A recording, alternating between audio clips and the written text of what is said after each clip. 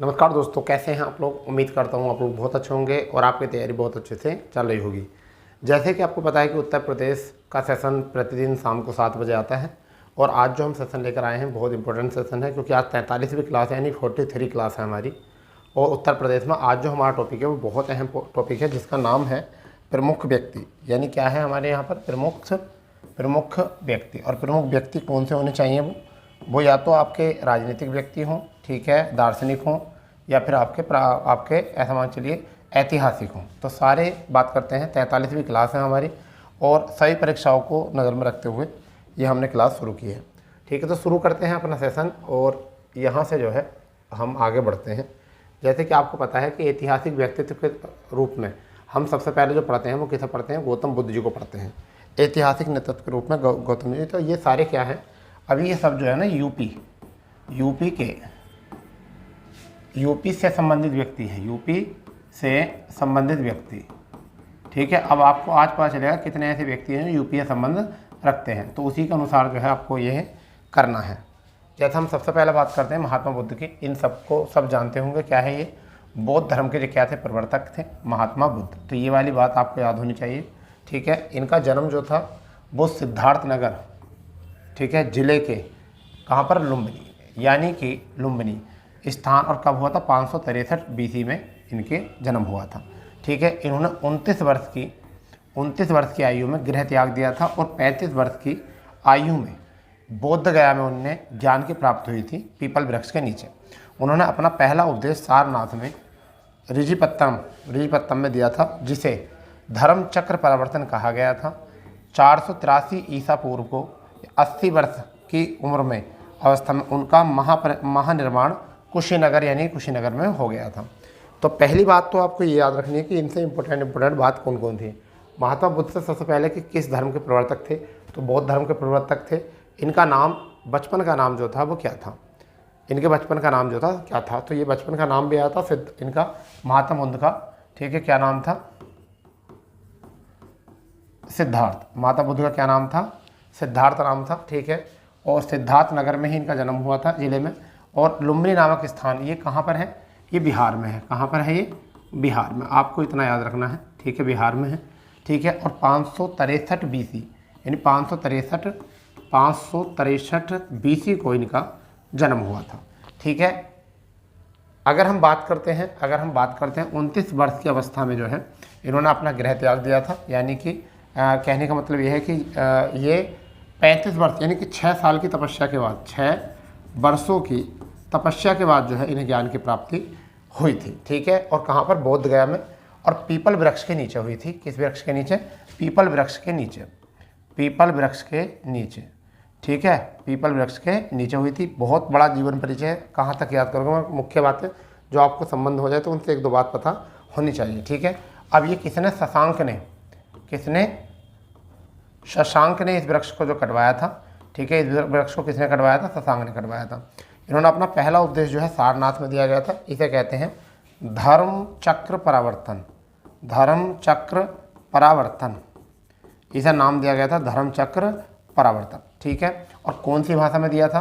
पाली भाषा में ये दिया था। पाली भाषा में इसे दिया था, ये भी आपको याद रखना है। पाली भाषा में दिया था। ठीक है, और 483 ईसा पूर्व में इनका 80 वर्ष की अवस्था में जो है महानिर्वाण यानी कि आत्मत्याग दी थी। और कहाँ पर? कुशीनगर में। ठीक है, पहली बात तो ये। अब इसके बाद में आपको पता होना चाहिए कि इनकी 4 बौद्ध संगतियाँ हुई थी। कितनी बौद्ध संगतियाँ हुई थी? 4 बौद्ध संगतियाँ हुई थी। उनमें 4 बौद्ध संगतियों में अगर हम बात करेंगे तो आपको एक ट्रिक याद रखनी है, 83 55 1। 83 55 1। जैसे मैं आपको बता के चलूँगा, मैं अलग लिखवा देता हूँ आपको। 83 55 1। एक स्लाइड खोल लेते हैं। जैसे मैंने कहा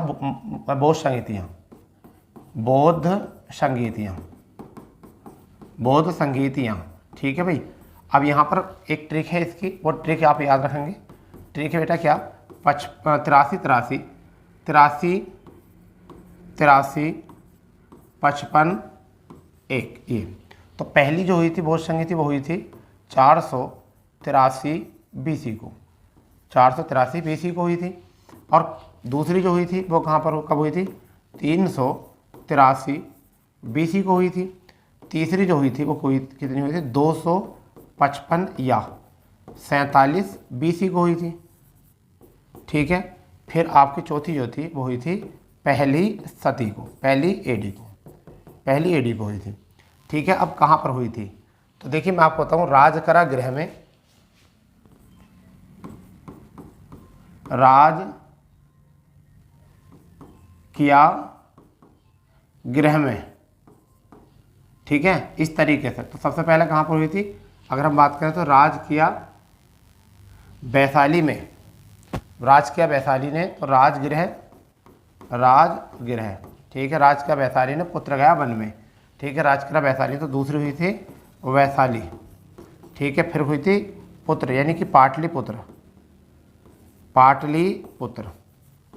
फिर हुआ था वन में, तो कुंडल वन में हुई थी। तो ये तो थे स्थान, एग्जाम में खूब आते हैं स्थान भी कि कहाँ पर हुई थी।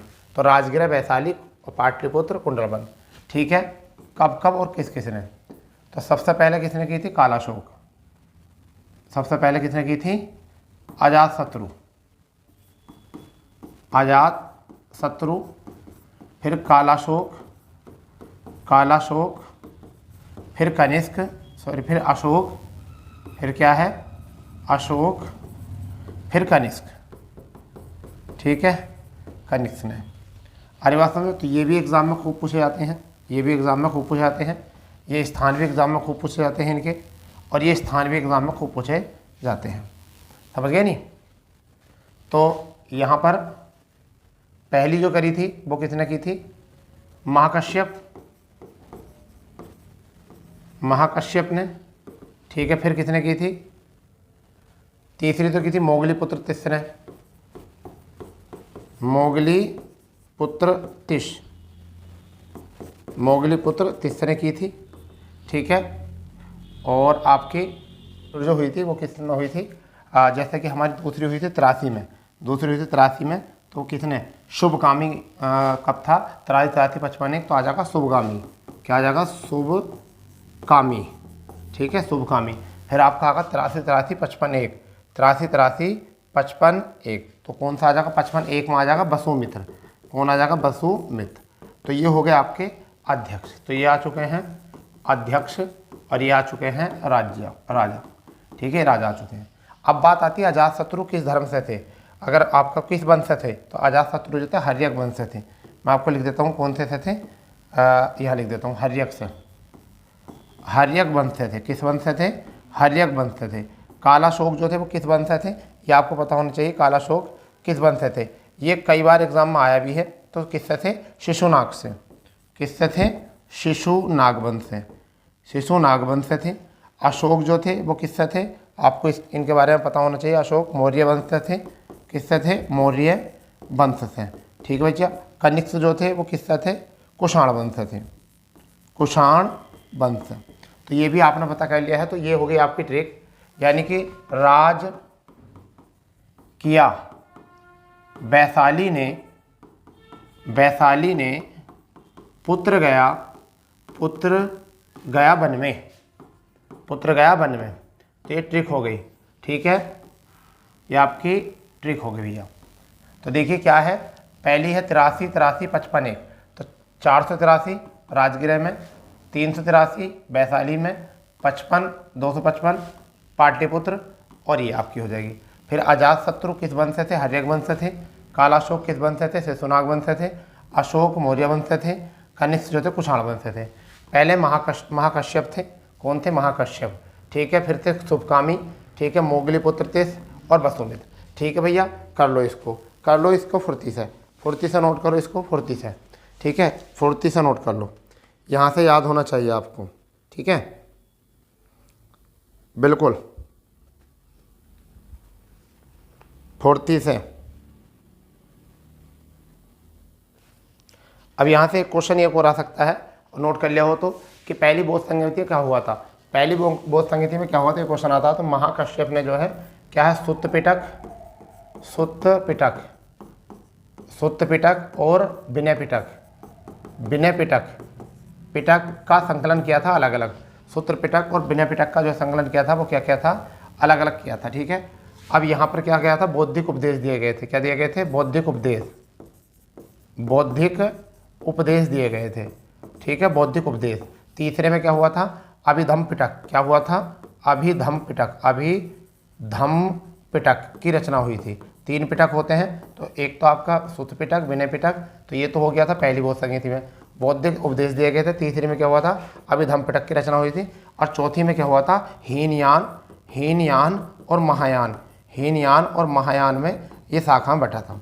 ठीक है, याद कर लो इसको। तो अभी हमने गौतम बुद्ध जी से सुना, तो इतनी चीज़ें जो है बस आपको यहाँ से याद रखनी है। ठीक है भाई, चलिए आ जाते हैं अपने टॉपिक पर। ठीक, ये था हमारा, हमने पढ़ लिया था इसके बारे में। अब आगे पढ़ते हैं। क्या है? निजामुद्दीन औलिया। किनके बारे में बात करते हैं? निजामुद्दीन औलिया के बारे में बात करते हैं। ठीक है, निजामुद्दीन औलिया। ठीक है भाई, निजामुद्दीन औलिया ये महान चिश्ती सूफी संत निजामुद्दीन औलिया का जन्म, ठीक है, बदायूं में होता है। कई बार क्वेश्चन आएगा कहाँ पर हुआ था जन्म, तो बदायूं में इनका जो है जन्म हुआ था बेटा। और कब हुआ था? 1238 में हुआ था। ये आपके एग्जाम में पूछाएगा कब हुआ था? 1238। कब हुआ था? एडी में, 1238 एडी में हुआ था। ये औलिया सूफी संत बाबा फरीद के शिष्य थे। तो शिष्य किसके थे अगर हम बात करेंगे? शिष्य, तो इनके गुरु का नाम जो था वो क्या थे? इनके गुरु जो थे वो कौन थे? वो कौन थे? बाबा फरीद। कौन थे? बाबा फरीद। ठीक है भैया, बाबा फरीद जो थे इनके क्या थे? गुरु थे। तो ये भी याद रखना है, बाबा फरीद इनके गुरु थे। ठीक है, औलिया सूफी संत। ठीक है, और किसकी बात कर रहे हैं हम? निजामुद्दीन औलिया की। ठीक है, बदायूं में बात कर रहे हैं। तो निजामुद्दीन औलिया जब भी आएगा आपको टिक कर लेना अच्छे से। निजामुद्दीन औलिया, यहाँ से एक मोस्ट क्वेश्चन है बहुत ज़्यादा। निजामुद्दीन औलिया दिल्ली सल्तनत के कई शासकों का शासनकाल उन्होंने देखा था। ठीक है, अमीर खुसरो जो थे उनके प्रसिद्ध शिष्य थे। अमीर खुसरो, ये क्वेश्चन भी खूब आता है कि अमीर खुसरो कौन थे? इनके प्रसिद्ध शासक। तुगलक शासक, ये मोस्ट है भाई, इसे आप कह सकते हैं मोस्ट, इस बात को कह सकते हैं मोस्ट। तुगलक शासक गयासुद्दीन तुगलक के साथ उनका संघर्ष था। औलिया महबूब ए इलाही के नाम से प्रसिद्ध थे। तो देखिए, गयासुद्दीन तुगलक ने जो है, यानी कि तुगलक ने जो है मिलने की वो कही थी, क्या मिलने की बात की थी? किन से मिलने की बात की थी? औलिया जी से। ठीक है, तो इन्होंने क्या कहा था? अभी दिल्ली दूर है, अभी दिल्ली दूर है, अभी दिल्ली दूर है, ये क्या कहा गया था। और इसी वजह से जो है तुगलकाबाद में जो है इनकी क्या हो गई थी? मृत्यु हो गई थी। कहाँ पर? लकड़ी के महल में उन्होंने ये कहा था। ठीक है, तो अभी दिल्ली दूर है, दिल्ली से पहले तुगलकाबाद था, वहाँ पर उनकी मृत्यु हो गई थी। ठीक है, इसने भी थोड़ा बहुत जाना जाता है। तो फिलहाल में आपको निजामुद्दीन औलिया का पता होना चाहिए। आपके उत्तर प्रदेश में केवल इतना पूछा जाएगा कि कहाँ पर इनका जन्म हुआ था। तो उत्तर प्रदेश का इनका इसलिए संबंध है कि बदायूं में इनका जन्म हुआ था। गुरु कौन थे? बाबा फरीद थे। ठीक है, चलिए इसके आगे बात करते हैं जियाउद्दीन बरनी। किसके बारे में बात करते हैं? जियाउद्दीन बरनी के बारे में बात करते हैं। प्रमुख है, मोस्ट है जियाउद्दीन बरनी। ठीक है, सल्तनतकालीन इतिहास के जियाउद्दीन बरनी बुलंदशहर जिले के, कहाँ के? बुलंदशहर जिले, तो यूपी में है। कहाँ पर संबंध है? यूपी, इसलिए पढ़ाए जा रहे हैं। यूपी के बरन का निवासी थे। कहाँ के थे? बरन के निवासी। बरन की महत्वपूर्ण क्या थी? अब फतवा ए जहांदारी सल्तनतकालीन प्रशासन का ग्रंथ था। क्या था ये ग्रंथ? फतवा ए जहांदारी। ठीक है, बरनी द्वारा कृत जो है तारीख फिरोज शाही, ये इन्होंने लिखी थी, बरनी ने ही। ठीक है, 1265 ईस्वी से 1358 ईस्वी तक, ठीक है, के सल्तनतकालीन इतिहास की जानकारी देता है। यानी 1265 से लेकर 1358 तक के बीच की जानकारी देती है वो कृति सल्तनतकालीन की। वो कौन सी कृति देती है? वो देती है तारीख फिरोज शाही। तो ये दो तीन बार जियाउद्दीन बरनी का जो जन्म हुआ था वो कहाँ पर हुआ था? बुलंदशहर में हुआ था। ठीक है, और फतवा जहांदीरी इनकी एक कृति है लिखी हुई, परंतु तारीख फिरोज शाही से जो है इन्हें सल्तनतकालीन जो है इतिहास का पता चलता है।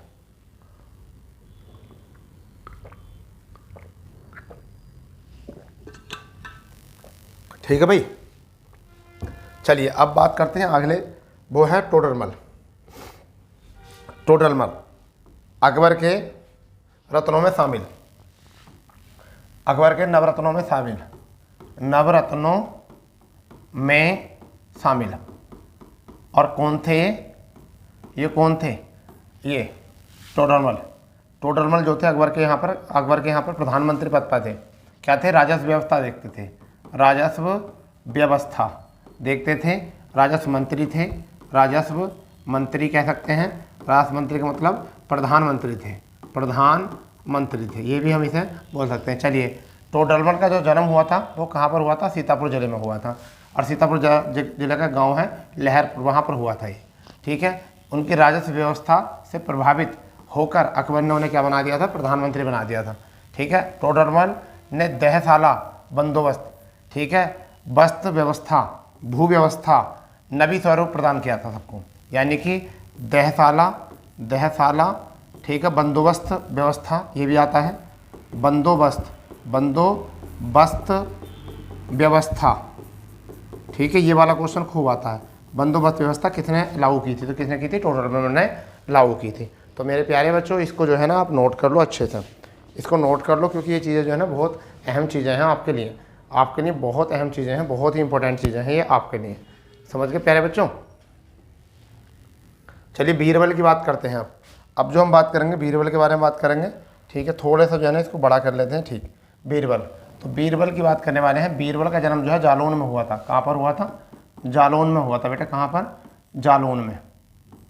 कहाँ पर? जालौन में। कालपी नामक जगह पर हुआ था। कालपी, तो कालपी ये जगह पूछी जाती है, एक तरफ दे देगा स्थान और एक तरफ देगा ना। अब बीरबल का जो पूरा मूल नाम था वो कौन था? क्या था? महेश दास था। महेश दास था बीरबल का मूल नाम। ये भी क्वेश्चन खूब पूछा था। और कब हुआ था? 1528 में हुआ था इनका जन्म। ब्राह्मण परिवार में थे। ठीक है, उनका मूल नाम देखो यहाँ दे दिया, महेश दास। ठीक है, ये प्रारंभ में तीक्ष्ण बुद्धि के हास्य प्रिय व्यक्ति थे। उनकी प्रतिभा से प्रेरित होकर अकबर ने उन्हें जो है अपने दरबार में नवरत्नों में शामिल कर दिया था, अपने रत्नों। और क्या कह दिया था? सलाहकार घोषित कर दिया था इनको। और फिर बाद में अपना पीए बना दिया था। क्या बना दिया था? पर्सनल असिस्टेंट, पीए। ठीक है, जो बीरबल की तुम्हें वो कहानी तुम्हें पता ही होगी कि बीरबल गेट पर थे और जो वो दरबारी होता है वो उनको रोकता है, कहता है कि भाई ये बताइए, देखिए बीरबल की जो बुद्धि थी वो तो कितनी तर्क था बुद्धि में, ये देखिए कितना मतलब अच्छा माइंड था बीरबल का।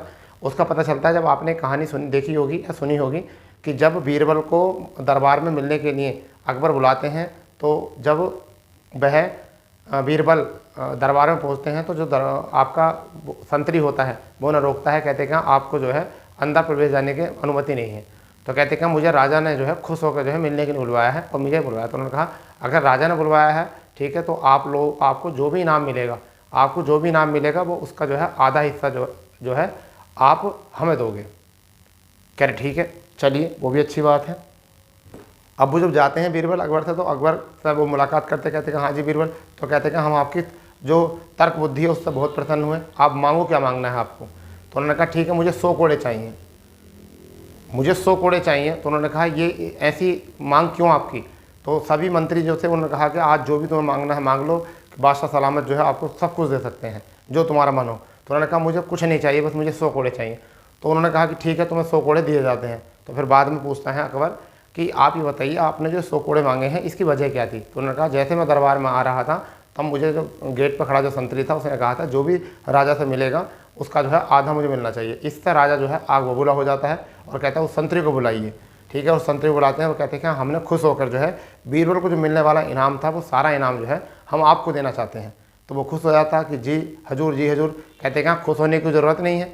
अब जब खुश होने की ज़रूरत नहीं है तो पहले इनाम सुन तो लो। कह रहे क्या नो, बीरबल ने जो है अपने इनाम में जो है हमसे 100 कोड़े मांगे हैं। बस इतनी देखते ही तो है सिट्टी पिट्टी गुम हो जाती है, संतरी कर वो जी हजूर करता है। समझ गए? तो इसे कहते हैं तर्क बुद्धि, यानी कि सही उपयोग करना बुद्धि का। देखो फिर और उसी चीज़ से फिर बाद में वो भी प्रभावित होते हैं, वही थे बीरबल। ठीक है भाई, चलिए आगे बात करते हैं बीरबल के आगे। बीरबल में इसमें थोड़ा सा और आगे समझ लेते हैं क्या है। देखिए बीरबल को क्या है, दीन इलाही स्वीकार करने वाले पहले एकमात्र व्यक्ति थे, यानी कि हिंदू, पहले हिंदू व्यक्ति थे जिन्होंने क्या था, दीन इलाही स्वीकारा था। अकबर ने बीरबल को कविराज की उपाधि दी थी। क्या नाम? कविराज की। उनकी मृत्यु 1556 में यूसुफ जाइयों के विरुद्ध अभियान हुआ था। तो यूसुफ जाई जो थे उनके द्वारा जो विरुद्ध अभियान हुआ था उसके चलते जो है इनकी मृत्यु हो गई थी। ठीक है बेटा, ये चीज़ें आपको पता होनी चाहिए। चलिए अबू फजल के बारे में आप जानते हो। अबू फजल अकबर के दरबार में थे, इन्हें ठीक है क्या है, अबू फजल की बात करते हैं। अबू फजल का जन्म जो है 1550 ईस्वी में आगरा में हुआ था। कहाँ पर हुआ था? आगरा में हुआ था। इनके पिता का जो नाम था वो शेख मुबारक था। ठीक है, वो शेख फैजी के छोटे भाई थे। फैजी का नाम सुना होगा तुमने, शेख फैजी के छोटे भाई थे। ठीक है, अकबर के दक्षिण भारत अभियान का नेतृत्व जो है वो इन्होंने किया था। तुर्की, फारसी, ठीक है, संस्कृत, अरबी, हिंदी विद्वान थे। अब देखिए ये कितनी भाषाओं में, समझिए इसको, ये तुर्की, तुर्की भाषा, ठीक है, फारसी, फारसी भाषा, ठीक है। उसके बाद में अगर हम बात करें संस्कृत, संस्कृत, ठीक है। उसी के बाद में अगर हम बात करें तो अरबी, ठीक है, अरबी, और उसी के बाद में बात करें तो हिंदी, ठीक है। इतनी भाषाओं के जो हैं ये विद्वान थे, ठीक है भैया, इतनी भाषाओं के विद्वान थे। हम एक भाषा सीख लेते तो फूले नहीं समाते, अगर किसी से 2 शब्द अंग्रेजी के सीख जाए तो फूले नहीं समाते, समझ गए नहीं भाई। तो इसलिए जो है आप जितना भी बुद्धि को बढ़ाओगे इतनी ज़्यादा बढ़ेगी, ठीक है। तभी इनका नाम जो है आज तुम पढ़ पा रहे हो और सुन पा रहे हो, ठीक है भैया। तो नेतृत्व किया था और इन्होंने 2 रचनाएँ की थी, एक तो अकबरनामा और वह आईन अकबरी, ठीक है, अकबरनामा और आईन अकबरी। 1602 में दक्षिण से वापस मार्ग में वीर सिंह देव बुंदेला ने, वीर सिंह देव बुंदेला ने जहांगीर के कहने पर जो है उनकी क्या कर दी थी, हत्या कर दी थी जहांगीर के, क्योंकि जहांगीर के बीच में जो है कहीं ना कहीं कांटा बना हुआ था। उन्हें लग रहा था कि ज़्यादा जो है अबू फजल पर जो है रुझान हो रहा है अकबर का, ठीक है, और ऐसा ना हो कि अकबर का सारा ध्यान जो है वो किसके पास पहुँच जाए, अबू फजल के पास पहुँच जाए। तो चलो इसे जो है रास्ते से हटा देते हैं, ठीक है। लक्ष्मीबाई को कोई ऐसा व्यक्ति नहीं होगा जो नहीं जानता होगा लक्ष्मीबाई को, समझ गए नहीं, लक्ष्मीबाई को कोई ऐसा व्यक्ति नहीं होगा जो जानता नहीं होगा। मुझे तो ऐसा लगता है लक्ष्मीबाई को सब जानते होंगे, ठीक है भैया। तो लक्ष्मीबाई की अगर बात करें तो इनका नाम था मणिकर्णिका। क्या नाम था इनका, मणिकर्णिका। कहीं लिखा हुआ नहीं है ऐसा, चलो मैं लिख देता हूँ, मणिकर्णिका। इनका जो मूल नाम था वो क्या नाम था, मणिकर्णिका। तो वीरांगना लक्ष्मीबाई के बचपन का नाम जो था मनु भी था, तो इन्हें क्या कहते थे, मनु भी कहते थे, प्यार से क्या कहते थे, मनु। और वह महाराज गंगाधर राव की पत्नी थी। तो पति कौन थे इनके, पति कौन थे, पति थे गंगाधर, शक्तिमान वाले नहीं, ठीक है। पति कौन थे, गंगाधर राव, ठीक है। इनके पुत्र का नाम जो था, पुत्र का नाम जो था वो क्या था, दामोदर, दामोदर, पुत्र का नाम क्या था, दामोदर, यही पता याद करो, ठीक है। गंगाधर की मृत्यु के बाद गवर्नर जनरल डलहौजी ने हड़प नीति चलाई थी, तुम्हें पता ही है हड़प नीति द्वारा झांसी को 7 मार्च 1854 को अंग्रेज साम्राज्य में सम्मिलित किया। महारानी लक्ष्मीबाई ने अपने दत्तक पुत्र दामोदर राव के उत्तराधिकार हेतु कंपनी शासन के प्रयास किया, परंतु असफल रही। अंग्रेजों से असंतुष्ट होकर 1857 की क्रांति में उन्होंने अंग्रेजों के विरुद्ध नेतृत्व किया था इसी बात को लेकर।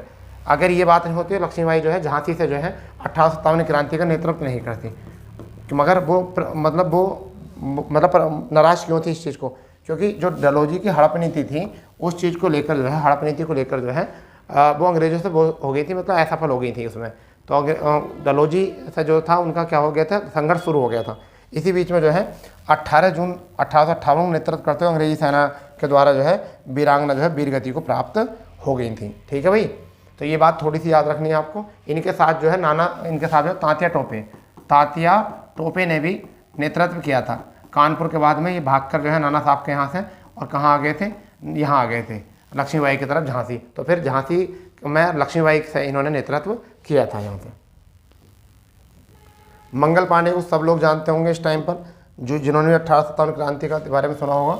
मंगल पांडे, ठीक है, 1857 के विद्रोह का सूत्रपात 34वीं बटालियन जिसे कहते हैं नेटिव इन्फेंट्री, ठीक है, पैदल सेना, बैरकपुर से मंगल पांडे ने किया था इसका नेतृत्व। इन्होंने सर्जेंट मेजर ह्यूस्टन को गोली मारी थी, जिसे ह्यूज कहते हैं, के कारण 8 अप्रैल 1857 को फांसी दे दी गई थी। 1857 की क्रांति के प्रथम शहीद यही थे। अब बात क्या हुई थी समझिए। पांडे जी जो थे वो थे ब्राह्मण परिवार से और बलिया के थे। कहाँ के थे, मैं आपको लिख देता हूँ यहाँ पर, बलिया के। कहाँ के थे, बलिया में इनका जन्म हुआ था, ठीक है। बैरकपुर छावनी में जो थे ये सैनिक थे 34 बटालियन के, बैरकपुर यानी कि पश्चिम बंगाल में, ठीक है। वहाँ सुबह शाम जो है पूजा करते थे और पूजा करते समय दौरान जो है एक मतलब निम्न वर्ग के जो व्यक्ति थे उनको प्यास लगी, पानी लेकर लोटे में आ रहे थे, उन्होंने पानी पिलाया और उन्होंने जो है उनका हाथ लग गया, उन्होंने वो लोटा जो है उन्हीं को थमा दिया।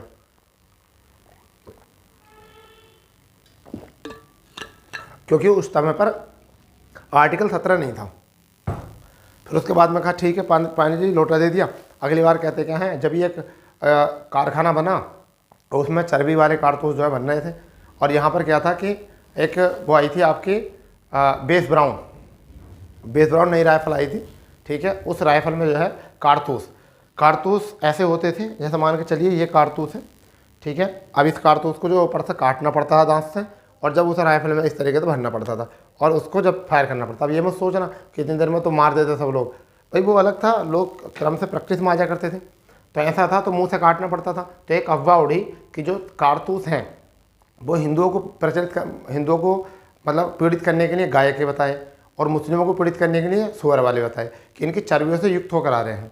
अब ये अगले दिन जब पहुँचे मंदिर में तो उन्होंने कहा और पंडित जी ठीक? उसी व्यक्ति ने हाँ ठीक। कहते क्या और सब ठीक चल रहा ना? हाँ। तो उन्होंने फिर पानी पिया। कहते क्या नहीं वो लोटा तो अपना लोटा ले लो। कहा नहीं वो मैं अब नहीं लूँगा लोटन। क्यों?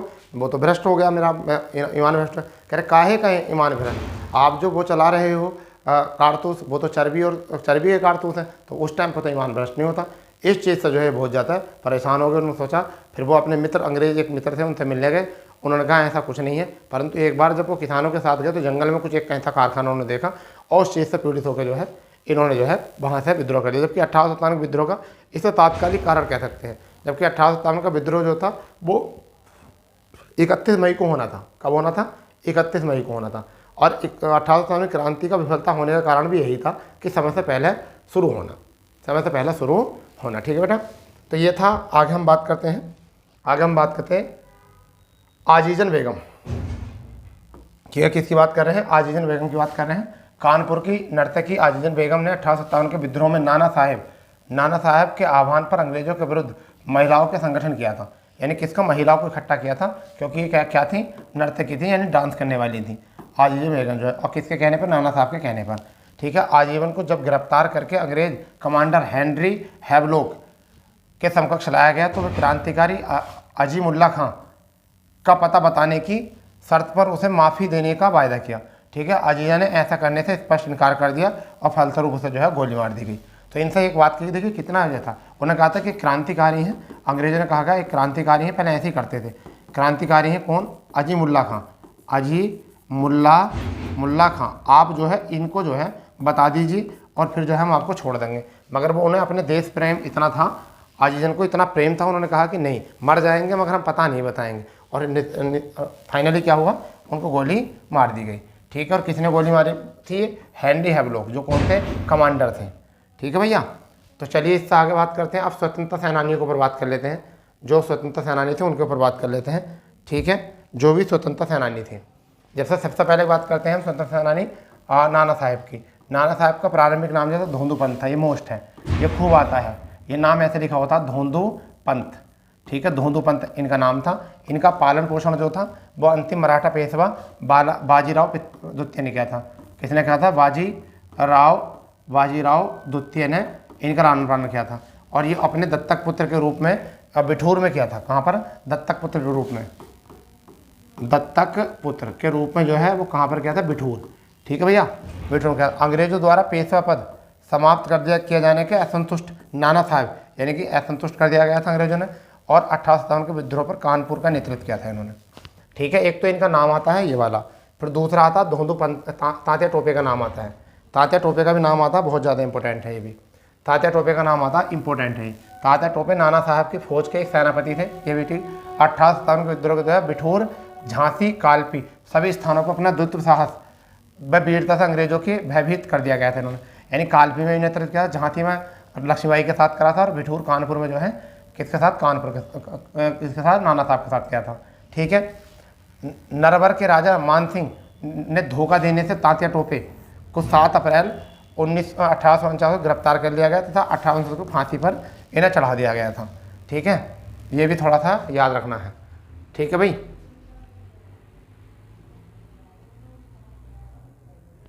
अब तात्या टोपे का नाम क्या था कि एक महिला, अंग्रेज महिलाएं थी। ठीक है, उनका जो है ये खेत पे रहे थे एक बार। ठीक है, ठीक, इनका नाम जो था रामतनु पांडुरंग। ठीक है, तो कहने का मतलब ये था, और मुझे शायद देख लेना एक बार, रामतनु पांडुरंग था कोई, अगर कोई मैंने कुछ गलत बताया हो तो उसे कमेंट में लिख देना। ठीक है, फिलहाल में तो क्या था कि जब ये अंग्रेज आ रहे थे तो पता चला कि जो पहले गाड़ी आती थी, कार जो आती थी वो छोटी रहती थी उनकी, तो कार फंस गई। अब इन्होंने क्या काम करा, उसको जो है निकाल दिया कंधा लगाकर।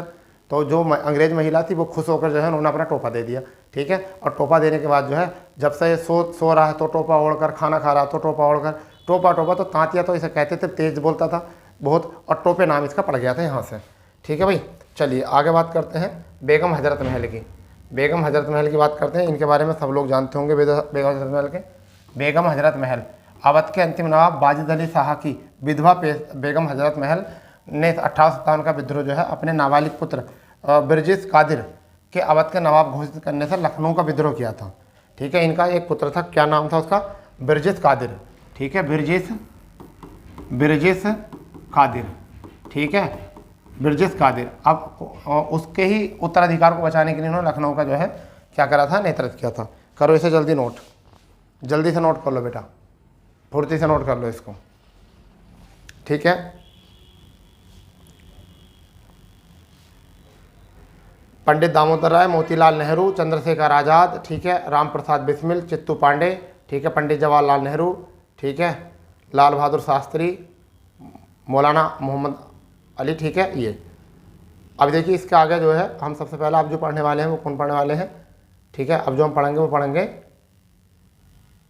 आपका मदन मोहन मालवीय। ठीक है, क्या पढ़ेंगे हम? मदन मोहन मालवीय। तो मदन मोहन मालवीय को सब लोग जानते होंगे, अच्छे से जानते होंगे।